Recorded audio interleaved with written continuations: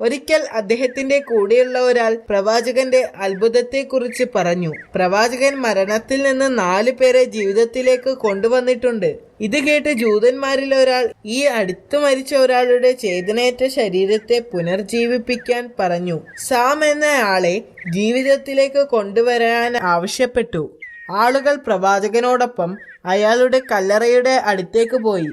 അവിടെ നിന്നും അയാളെ ജീവിതത്തിലേക്ക് തിരിച്ചു കൊണ്ടുവരാൻ വേണ്ടി അള്ളാഹുവിനോട് അദ്ദേഹം പ്രാർത്ഥിച്ചു. എന്തൊരു അത്ഭുതം! അയാൾ ആ കല്ലറയിൽ നിന്നും ജീവനോടെ എഴുന്നേറ്റ് വന്നു.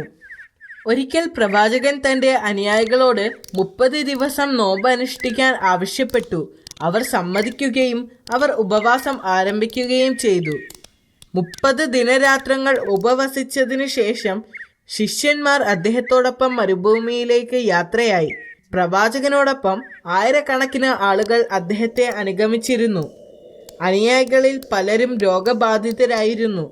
പ്രവാചകൻ അവരെ സുഖപ്പെടുത്തുമെന്ന് അവർ വിശ്വസിച്ചു. ഒരു സംഘം ആളുകൾ പ്രവാചകന് എതിരായിരുന്നു.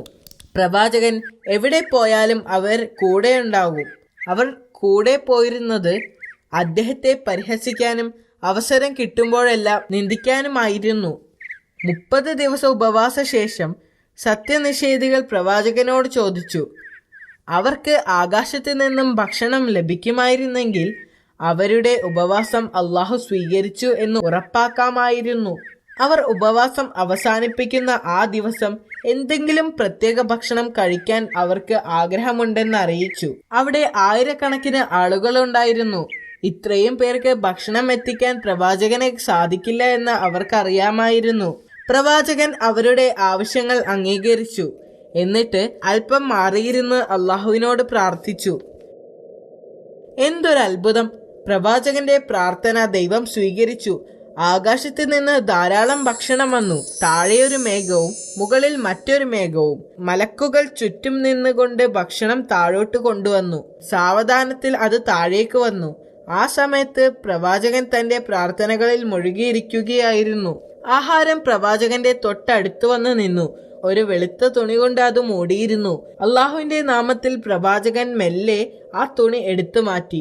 മൂടിയിരുന്ന ആ തുണി മാറ്റിയപ്പോൾ ചുറ്റും കൂടി നിന്ന ആളുകൾ അത്ഭുതത്തോടെ അതിലേക്ക് നോക്കി. 7 വലിയ മീനും 7 അപ്പവും വിനാഗിരിയും ഉപ്പും തേനും മറ്റ് പഴങ്ങളും ഉണ്ടായിരുന്നു. അതിന് കൊതിപ്പിക്കുന്ന മണം ഉണ്ടായിരുന്നു. അവർ ഇതിനു മുൻപ് ഇതുപോലെ ഒരു മണം അനുഭവിച്ചിട്ടില്ലായിരുന്നു.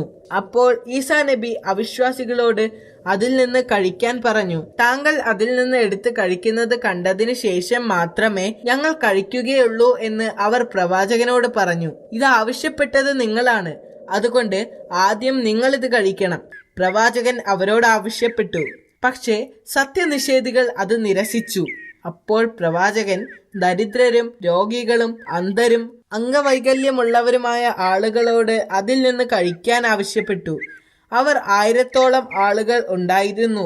അവരെല്ലാവരും അത് കഴിച്ചു. അപ്പോൾ മറ്റൊരു അത്ഭുതം സംഭവിച്ചു. അതിൽ നിന്ന് ഭക്ഷണം കഴിച്ച എല്ലാ രോഗികളെയും അള്ളാഹു സുഖപ്പെടുത്തി. വികലാംഗരെയും അന്ധന്മാരെയും മറ്റുള്ളവരെയും സംബന്ധിച്ചിടത്തോളം അതൊരു അത്ഭുതം തന്നെയായിരുന്നു.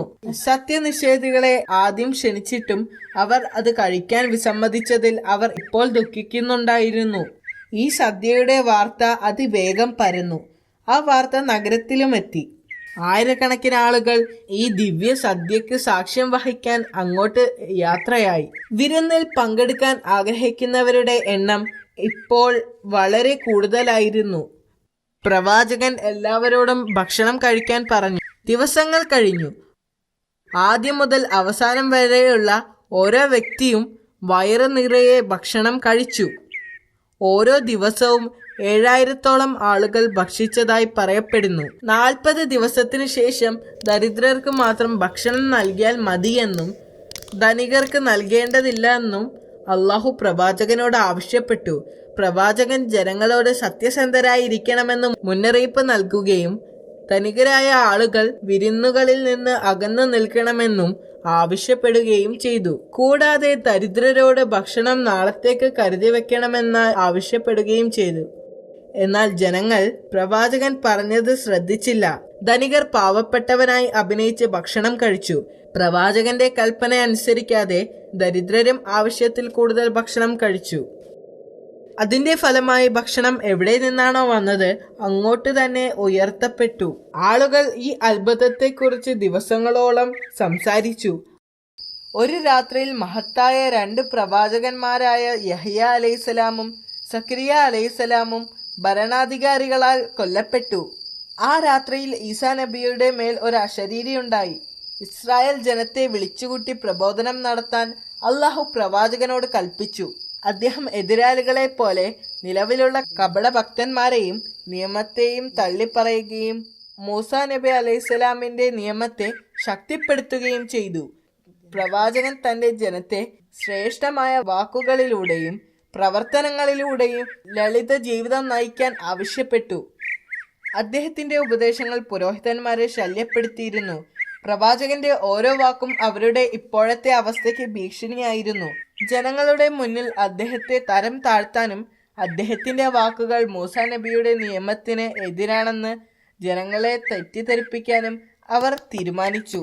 അതിനുവേണ്ടി വ്യഭിചാരാരോപണം നടത്തിയ ഒരു സ്ത്രീയെ അറസ്റ്റ് ചെയ്തു. അപ്പോൾ അവർ ഈസാ നബി അലൈഹിസ്സലാമിനെ വിളിച്ച് അദ്ദേഹത്തിന്റെ അഭിപ്രായം ചോദിച്ചു. അവർ ഈസാ നബി അലൈഹിസ്സലാമിന്റെ മുൻപിൽ ആ സ്ത്രീയെ കൊണ്ടുവന്നു.